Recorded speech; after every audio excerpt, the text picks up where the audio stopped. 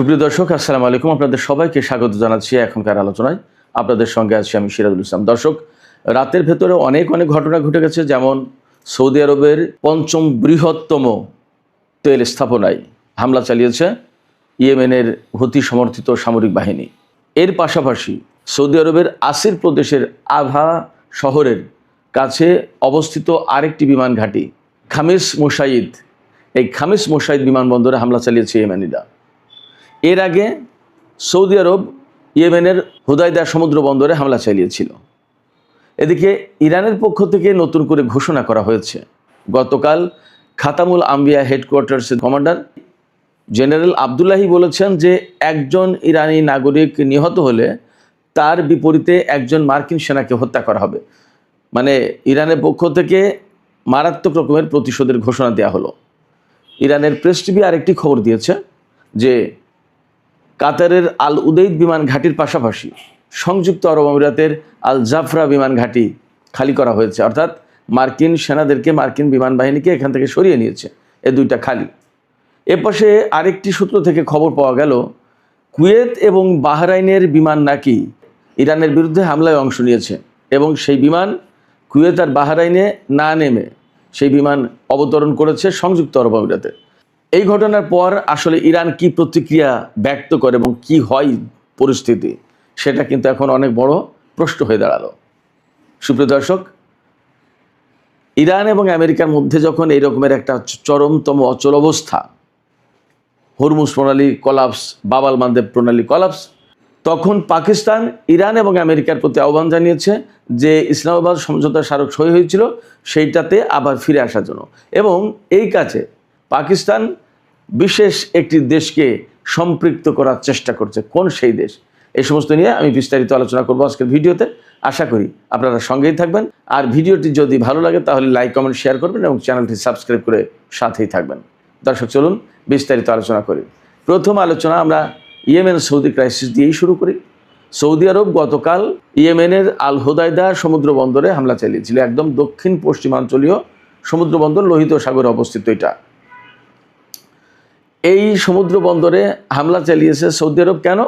ওই যে ইয়েমেনিরা বাব আল মানদেব প্রণালী আটকে রেখেছে, এখান থেকে সৌদি আরবের কোনো জাহাজ ভারত মহাসাগরের দিকে যেতে দেবে না, আবার ভারত মহাসাগর বাব আল মানদেব প্রণালী পার হয়ে সৌদি আরবের দিকে যেতে দেবে না অন্য কোনো জাহাজ। এই যখন পরিস্থিতি, অর্থাৎ এই রকম যখন অবস্থা, এবং এরই মধ্যে কার্যকর করেছে সৌদি আরবের জাহাজে ইয়েমেনি সেনারা হামলা চালিয়েছিল, সে খবর তো গত পরশু দিনের। এই প্রেক্ষাপটে সৌদি আরব ইয়েমেনের আল হুদাইদা সমুদ্র বন্দরের উপর হামলা চালিয়েছে, বিমান হামলা। সৌদি আরব আগেই ঘোষণা করেছিল ইয়েমেন যেহেতু তাদের তেলবাহী জাহাজে হামলা চালিয়েছে, তারা তার প্রতিশোধ নেবে। এবং সৌদি জোটের পক্ষ থেকে এই বিবৃতি দেওয়া হয়েছিল। আসলে সৌদি জোট এখন কার্যকর আছে কিনা জানি না, থাকলেও থাকতে পারে, না থাকলেও না থাকতে পারে। থাকলেই বাকি আর না থাকলে বাকি, পার্থক্য তো কিছু নেই, একই কাজ। তো সৌদি আরব সেই ঘোষণা মোতাবেক গত রাতে আল হুদাইদা সমুদ্র বন্দরে হামলা চালিয়েছে। এই হামলার পর ইয়েমেন পাল্টা প্রতিশোধের ঘোষণা দিয়েছিল এবং তারা আরামকো তেল কোম্পানির জাজান যে স্থাপনা আছে সৌদি আরবের ভিতরে পঞ্চম বৃহত্তম তেল স্থাপনা এটা, সেখানে হামলা চালিয়েছে ব্যালিস্টিক ক্ষেপণাস্ত্র দিয়ে। এবং সেই হামলায় জাজান তেল স্থাপনা মোটামুটিভাবে ভয়ঙ্করভাবে ক্ষতিগ্রস্ত হয়েছে। বলা হচ্ছে, কোনো মাধ্যমে বলা হচ্ছে একদম ডিস্ট্রয়েড হয়ে গেছে, ধ্বংস হয়ে গেছে। সেখানে আগুন জ্বলছে, এই আগুন সহজে নিভানো কঠিন হবে মনে হচ্ছে। সেখানে মার্কিন পেট্রিয়ট মোতায়েন ছিল, সেই পেট্রিয়ট দিয়ে এই ক্ষেপণাস্ত্র ঠেকানো যায়নি। আরেকটা সূত্র থেকে খবর পাওয়া যাচ্ছে গ্রিসের সেনারা যারা সৌদি আরবে মোতায়েন আছে, সৌদি আরবের সাথে একটা চুক্তির আওতায়, তারা ক্ষেপণাস্ত্র প্রতিরক্ষা ব্যবস্থা দিয়ে দুটো ক্ষেপণাস্ত্র, হুতিদের ছোড়া সম্ভবত 5টা ক্ষেপণাস্ত্র বা 3টা, দুটো ক্ষেপণাস্ত্র তারা ধ্বংস করতে পেরেছে। আর বাকি একটা হোক আর 3টা হোক, ওই স্থাপনায় হামলা ছিল। একটা ব্যালিস্টিক ক্ষেপণাস্ত্র বিস্ফোরিত হলে যথেষ্ট একটা তেল স্থাপনা ধ্বংস করে দেওয়া যেন। যেখানে একটা ম্যাচের কাঠি জ্বালালেই সমস্যা, সেখানে একটা ক্ষেপণাস্ত্র, ব্যালিস্টিক ক্ষেপণাস্ত্র পড়েছে, আর কি লাগে। এরপরে ইয়েমেনিরা কিন্তু এখানেই থেমে যায়নি। আসির প্রদেশ ইয়েমেনের কাছাকাছি তুলনামূলক। আসির প্রদেশের খামিস মুশাইদ বিমানবন্দর, সেই বিমানবন্দরে হামলা চালিয়েছে ইয়েমেনের সেনারা, সেখানেও ক্ষেপণাস্ত্র হামলা চালিয়েছে। সৌদি আরবের উপর ইয়েমেনিদের এই হামলার জন্য মার্কিন প্রেসিডেন্ট ডোনাল্ড ট্রাম্প রীতিমতো ইরানকে দায়ী করেছে এবং তিনি বলেছেন ইরানকে এর দায়ভাগ নিতে হবে। ইরানকে দায়ভাগ নিলেই বা কি আর না নিলে বা কি, ঘটনা তো এই যে যুদ্ধই করতে হবে। আমেরিকা ইরানের উপর হামলা চালাবে আর ইরান তা মোকাবেলা করবে আর ইরান পাল্টা হামলা চালাবে, ঘটনা তো তাই ঘটছে, নতুন কিছু তো না। ইয়েমেনের সাথে সৌদি আরবের নতুন করে যে সংঘর্ষ শুরু হলো, যুদ্ধ শুরু হলো, এটা কিন্তু মধ্যপ্রাচ্যের পরিস্থিতিকে ভিন্ন রকম এক মাত্রায় নিয়ে গেল, নতুন একটা পরিবেশ দিল এই অর্থে যে এতদিন ইরান, আমেরিকা এবং ইসরায়েলের ভেতরে যে যুদ্ধ চলছিল তাতে কিন্তু আরব দেশগুলো মোটামুটি চুপ ছিল। সেই জায়গায় এখন দেখা যাচ্ছে যে সৌদি আরব ইয়েমেনের সাথে যুদ্ধ শুরু করলো, তার মানে কিন্তু এটা মূলত ইরানের বিরুদ্ধেই যুদ্ধ বা আমেরিকাকে সহযোগিতা করার জন্য যুদ্ধ, এইভাবে দেখা হচ্ছে ইরানের পক্ষ থেকে। তাহলে পরিস্থিতিটা কোথায় গেল? এতদিন মধ্যপ্রাচ্যের পরিস্থিতি নিয়ে যেভাবে ভাবা হচ্ছিল, সম্ভবত সৌদি আরবের আর ইয়েমেনের ভেতরকার এই দ্বন্দ্ব সংঘাত আলাদা রকমের অবস্থা তৈরি করলো এবং যুদ্ধের যে সমস্ত সমীকরণ সেটা আরও জটিল হয়ে গেল। এখানে একটা তথ্য দিয়ে রাখি আমি আপনাদেরকে। বাব আল মানদেব প্রণালী, যেটা মূলত হুতিরা কন্ট্রোল করে, শুধু হুতিরা কন্ট্রোল করে না, বাব আল মানদেব প্রণালীর অপর দিকে তো অর্থাৎ দক্ষিণ পাশে তো সোমালিয়া, সেখানে তাদেরও একটা নিয়ন্ত্রণ আছে, বাট মূলত কন্ট্রোল করে এখানে হুতিরা। এখানে হুতিরা খুব স্ট্রঙ্গার। তো এই যে বাব আল মানদেব প্রণালী, এই বাব আল মানদেব প্রণালী দিয়ে ইউরোপ, আফ্রিকা এবং এশিয়ার যে ইন্টারনেট কেবল, যেটা সাবমেরিন কেবল, এই সাবমেরিন কেবলের একটা বিরাট অংশ কিন্তু এই দিক দিয়ে অতিক্রম করেছে। সেক্ষেত্রে যুদ্ধের পরিস্থিতি যদি এমন ভয়ঙ্কর অবস্থায় নেওয়া হয়, সেখান থেকে হয়তো ইয়েমেনের হুতিরা এই কেবলের দিকে নজর দিতে পারে, অর্থাৎ এই কেবল কেটে দেওয়া, ধ্বংস করে দেওয়া, এগুলো করতে পারে। তখন কিন্তু সারা বিশ্বের ইন্টারনেট ব্যবস্থা, ডেটা সিস্টেম, এগুলো কিন্তু ভয়ঙ্কর ক্ষতির মুখে পড়বে, ঝুঁকির মুখে পড়বে। এই সমস্ত টেকনিক্যাল দিক, এই সমস্ত যে কৌশলগত দিক, এই বিষয়গুলো আমেরিকা, সৌদি আরব তাদেরকে মাথায় নেওয়া উচিত বা মাথায় নিয়েছে মনে হচ্ছে। আমরা দেখতে পাচ্ছি আমেরিকা ইরানের বিরুদ্ধে বড় হামলা চালানোর কথা বলেও কিন্তু এখনও হামলা চালায়নি সেই রকমের। আমেরিকা হামলা চালাতে চাইছে, ইসরায়েল তাকে সাপোর্ট দিচ্ছে, বাট হামলা হলে তার পরিণতি কী হবে সেটা কিন্তু ভাবতে হচ্ছে। এবং এই ব্যাপারে সম্ভবত বিশ্বের গুরুত্বপূর্ণ দেশগুলো আমেরিকাকে বারবার সতর্ক করে দিচ্ছে যে এই ধরনের বড় হামলা হলে তার পরিণতি কিন্তু অন্যরকম হতে পারে। বাব আল মানদেব প্রণালী, হরমুজ প্রণালী বন্ধ, এটা খুলবে না ইরান এবং হুতিরা যতক্ষণ পর্যন্ত সমস্যার সমাধান না হচ্ছে। এটা গেল একটা দিক। আর একটা দিক হচ্ছে হরমুজ প্রণালী এবং বাব আল মানদেব প্রণালী, দুই প্রণালী দিয়েই এই রকমের গুরুত্বপূর্ণ সাবমেরিন কেবল গেছে, যেটা সারা বিশ্বের ইন্টারনেট এবং ডেটা সিস্টেমের সাথে জড়িত। এইগুলোতে যদি ইরানিরা বা ইয়েমেনিরা হাত দেয় তাহলে কিন্তু সারা বিশ্ব কলাপস হয়ে যাবে। এগুলো মাথায় রাখতে হচ্ছে। সুপ্রিয় দর্শক, আলোচনার শুরুর দিকে যে কথা বলছিলাম, ইরানের পক্ষ থেকে একটা গুরুত্বপূর্ণ ঘোষণা এসেছে। ইরানের খাতামুল আম্বিয়া হেডকোয়ার্টার্স, যেটা তার কমান্ডার জেনারেল আবদুল্লাহি, তিনি গতকাল ঘোষণা করেছেন মার্কিন হামলায় যদি একজন ইরানি নাগরিক নিহত হয়, তার বিপরীতে ইরান একজন মার্কিন সেনার জীবন নিয়ে নেবে, অর্থাৎ একজন মার্কিন সেনাকে হত্যা করবে। এটা একদম ওপেন ডিক্লারেশন, এটা আমার কোনো ব্যাপার না এবং এটা আমার কোনো দাবি না। ইরানের পক্ষ থেকে এই ঘোষণা দেয়া হয়েছে। তার মানে কি?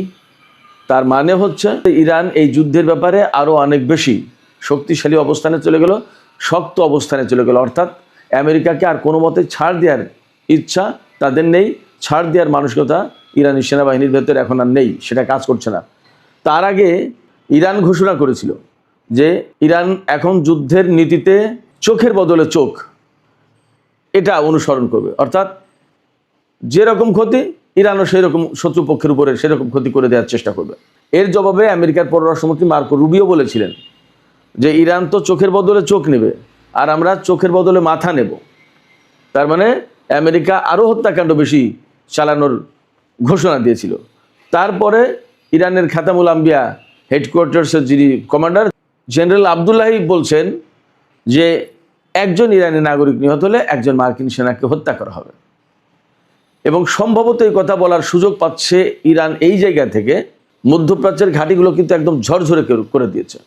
অর্থাৎ কুয়েত, বাহরাইন, সংযুক্ত আরব আমিরাত, কাতার, ইরাক, এই সমস্ত জায়গায় যে সমস্ত আমেরিকার ঘাঁটি ছিল সেই ঘাঁটিগুলো বেশিরভাগই তছনছ হয়ে গেছে। যখন তছনছ হয়ে গেছে তখন মার্কিন সেনারা সেখানে আর কিন্তু খুব নিরাপদ না। তো যখন নিরাপদ না, তখন ইরানের পক্ষ থেকে তাদের হত্যা করা কিন্তু খুব একটা কঠিন কাজ না বলে মনে হচ্ছে। আমরা একটা বিষয় খেয়াল করেছি, আমেরিকা ইসরায়েলের হামলায় ইরানের ব্যাপক বেসামরিক নাগরিক নিহত হয়েছে এবং তো সম্ভবত 4,000-5,000 মানুষ নিহত হয়ে গেছে এই গত 40 দিনের যুদ্ধে এবং এই 12-13 দিনের যুদ্ধে। কিন্তু অপরদিকে খেয়াল করে দেখুন, ইরানের হামলায় যত জায়গায় হামলা চালিয়েছে, ইসরায়েল থেকে শুরু করে ইরাক, কুয়েত, সৌদি আরব, সংযুক্ত আরব আমিরাত, কাতার, বাহরাইন, ওমান, জর্দান, কোনো জায়গায় কিন্তু বেসামরিক লোকজন নিহতের ঘটনা নেই। ইরান কিন্তু একটা যুদ্ধের নীতি অনুসরণ করে চলছে। ইরান বলছে এটা ইসলামের নীতি, বেসামরিক লোকজন তো দায়ী না, তাদেরকে হত্যা করার কোনো সুযোগ ইসলাম রাখেনি। এমনকি ইরানের হামলায় আমেরিকা বা ইসরায়েলের সেনাবাহিনীর লোকজনও কিন্তু কম নিহত হয়েছে। তার মানে দাঁড়াচ্ছে যে ইরান কিন্তু বেসিক্যালি মানুষকে হত্যার জন্য, সে হোক সেনা অথবা বেসামরিক লোকজন, মানুষ হত্যার জন্য চেষ্টা করছে না। কি চেষ্টা করছে? যুদ্ধের কৌশল আমার কাছে যা এতদিন পর্যবেক্ষণে মনে হয়েছে, ইরান চেষ্টা করছে মধ্যপ্রাচ্যে আমেরিকার যত ঘাঁটি আছে সমস্ত ঘাঁটি ধ্বংস করে দেওয়ার জন্য এবং ঘাঁটিতে রাখা ক্ষেপণাস্ত্র প্রতিরক্ষা ব্যবস্থা, বিমান প্রতিরক্ষা ব্যবস্থা, আকাশ প্রতিরক্ষা ব্যবস্থা, radar system, early warning system, electronic warfare system, jamming system, তারপরে আপনার কমান্ড অ্যান্ড কন্ট্রোল সেন্টার, যত যা কিছু আছে, অর্থাৎ সিস্টেম, লজিস্টিক সাপোর্ট এবং তাদের যন্ত্রপাতি, সামরিক সরঞ্জাম, বিমান, আধার যত যা কিছু, এগুলো ধ্বংস করে দেওয়ার চেষ্টা করছে। ক্ষেপণাস্ত্র প্রতিরক্ষা ব্যবস্থা, থার্ড, পেট্রিয়ট, এই সমস্ত। মানুষ হত্যার দিকে কিন্তু তারা নজর দেয়নি, এটা আমার কাছে মনে হয়েছে। তো ইরান এই জায়গা থেকে এখন সরে আসার কথা বলছে, সম্ভবত ওই যে মার্কিন পররাষ্ট্রমন্ত্রী যে ঘোষণা দিয়েছেন যে আমরা চোখের বদলে মাথা নেব, চোখের বদলে চোখ না, চোখের বদলে মাথা নেব। তো যখন চোখের বদলে মাথা নেবে, এটা কিন্তু মারাত্মক ঘোষণা। তার মানে চোখ, ধরুন কোনো একটা মানুষের একটা চোখ হারালো, তখন কিন্তু তার আর একটা চোখ থাকে, দেখতে পারে, এমনকি সে জীবিত থাকতে পারে, বেঁচে থাকে। কিন্তু মাথা নিয়ে নিলে কোনো মানুষের আর বেঁচে থাকার কোনো উপায় নেই, সে কিন্তু ডেড, মরে যাবে। তো ইরান ঘোষণা দিয়েছে চোখের বদলে চোখ, অর্থাৎ যতটুকু ক্ষতি করবে আমরাও ততটুকু ক্ষতি করব।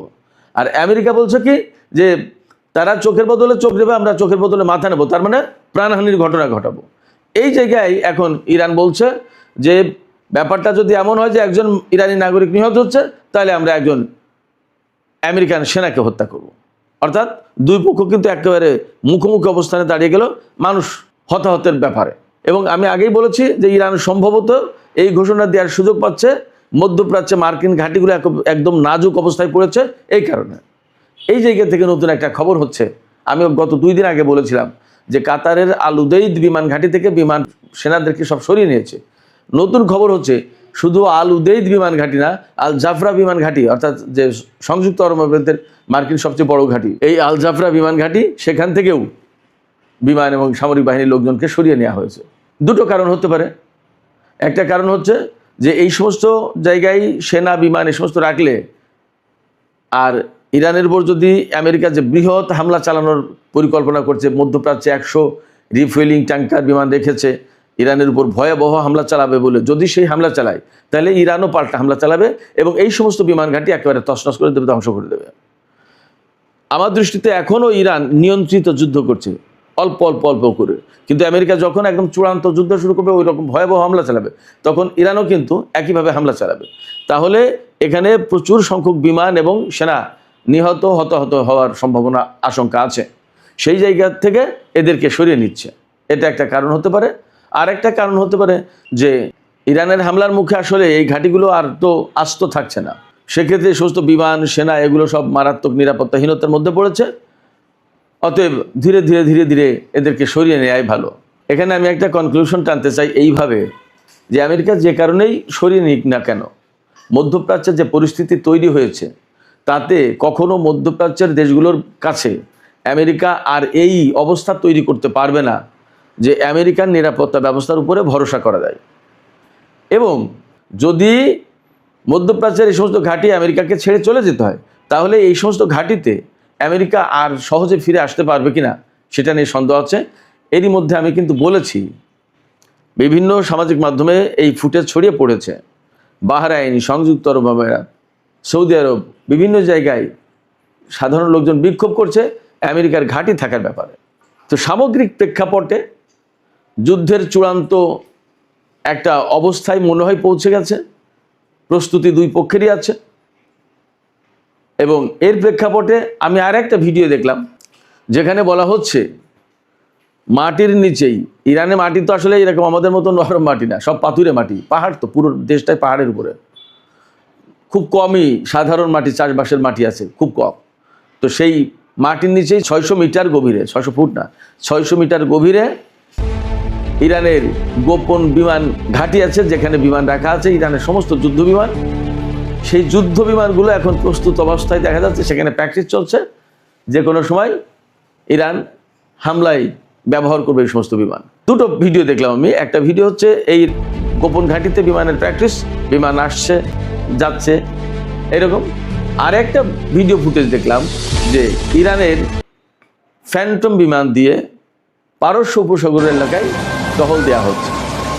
তার মানে কি, পারস্য উপসাগরীয় এলাকায় যদি ইরানের বিমান টহল দেয় তাহলে তো তার বিরুদ্ধে আমেরিকার ক্ষেপণাস্ত্র ছুড়ে ব্যবস্থা নেওয়ার কথা, কিন্তু তা হচ্ছে না। তাহলে কি আমেরিকার সামরিক বাহিনী এখানে আসলে অনেক বেশি দুর্বল অবস্থায় পৌঁছে দিচ্ছে। এবং আমি অনেকদিন আগের থেকে একটা কথা বলে আসছিলাম যে ইরানের বিমান বাহিনী কার্যকর ব্যবস্থা নেবে অ্যাক্টিভ হবে যুদ্ধের একটা শেষ পর্যায়ে গিয়ে, যখন আমেরিকার এই অঞ্চলে বিমান প্রতিরক্ষা ব্যবস্থা ভেঙে পড়বে, তখন হয়তো ইরান বিমান ব্যবহার করবে এবং বাকি কাজ সম্পন্ন করবে। অর্থাৎ ক্ষেপণাস্ত্র এবং ড্রোন মেরে এই অঞ্চলের মার্কিন ঘাঁটিগুলো যতটা ক্ষতিগ্রস্ত করে দিয়েছে, তারপরেও কিছু কিছু থেকে যাবে। সেই কিছু কিছু থেকে যাওয়াটা শেষ করে দেবে ইরান বিমান হামলা চালিয়ে। পরিস্থিতি কি সেই দিকে সেখানে গিয়ে পৌঁছালো কিনা জানি না, আসলে পরিস্থিতি কোথায় গেছে। তবে আলামতগুলো কিন্তু দুই পক্ষের চূড়ান্ত প্রস্তুতির কথাই বলছে। এপাশে আর একটা ছোট্ট খবর দিয়ে আমি শেষ করি। সামাজিক যোগাযোগ মাধ্যম এক্সের একটা পোস্টে দেখলাম, নির্ভরযোগ্য পোস্ট, বাট আমি একদম নিশ্চিত বলছি না, কিন্তু খবরটা এরকম যে 2-3 দিন আগে ইরানের বিরুদ্ধে হামলা চালিয়েছে মার্কিন বাহিনী। সেই হামলার সাথে বাহরাইন এবং কুয়েতের যুদ্ধ বিমান অংশ নিয়েছে। বাহরাইন এবং কুয়েতের এই বিমানগুলো পরবর্তীতে সংযুক্ত আরব আমিরাতের একটা বিমান ঘাঁটিতে অবতরণ করেছে, বাহরাইন এবং কুয়েতে নামেনি। বাহরাইন কুয়েতে নামেনি কেন এটা পরিষ্কার না। হতে পারে যে তারা হয়তো ভয় পাচ্ছিল যে ইরান পাল্টা হামলা চালাবে যে কোনো মুহূর্তেই। এখানে নতুন একটা ডাইমেনশন আমি বলি, কুয়েত এবং বাহরাইন যদি ইরানের বিরুদ্ধে হামলায় অংশ নেয় তাহলে এমন সম্ভাবনা বা এমন আশঙ্কা থেকে যাচ্ছে যে ইরান এই দুটো রাষ্ট্রের বিরুদ্ধে এবার ব্যবস্থা নিতে পারে। এতদিন কিন্তু মার্কিন ঘাঁটিগুলোর উপরে হামলা চালিয়েছে ইরান, এবার এখন সরাসরি কুয়েত দেশ হিসেবে কুয়েতের এবং বাহরাইনের বিরুদ্ধে হামলা চালাতে পারে ইরান, এমন আশঙ্কা থেকে যাচ্ছে। হয়তো বা এখানে ইরান যাচাই বাছাই করে দেখার চেষ্টা করছে যে কী ঘটেছে। যদি বাহরাইন এবং কুয়েত ইরানের বিরুদ্ধে সরাসরি বিমান হামলায় অংশ নেয় তাহলে হয়তো দেশ হিসেবে কুয়েত এবং বাহরাইন ইরানের হামলার মুখে পড়তে যাচ্ছে। জানি না কি হচ্ছে কি হবে, তবে আগামী 2-4 দিনের ভেতরে মনে হয় পরিস্থিতি অনেক কিছু পরিষ্কার হবে। আর সৌদি আরব আর ইয়েমেন যে নতুন করে সংঘাতে জড়ালো, এতেও আমি আগেই বলেছি মধ্যপ্রাচ্যের পরিস্থিতি ভিন্ন রূপ পেল, ভিন্ন মাত্রা পেল।